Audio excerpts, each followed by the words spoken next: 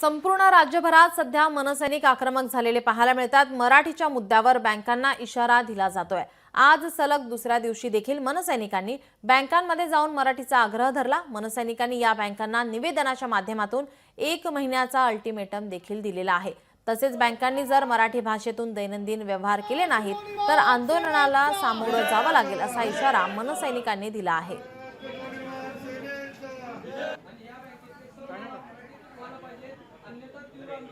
आपण हे दृश्य पाहतोय। ठाणे, सोलापूर, उल्हासनगर आणि कोल्हापूर मधील या ठिकाणी मनसैनिक हे बँकेमध्ये जाऊन निवेदन देत आहेत, आंदोलन करतायत, घोषणाबाजी करतायत। मराठीच्या मुद्द्यावरून मनसैनिक आता आक्रमक पाहायला मिळतात। राज ठाकरे यांनी पाडव्याच्या मेळाव्यातून सर्व मनसैनिकांना आवाहन केलं होतं।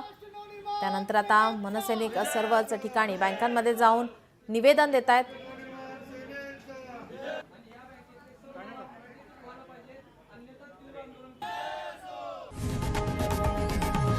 लोकशाही मराठी ऐका, पहा, जागरूक रहा।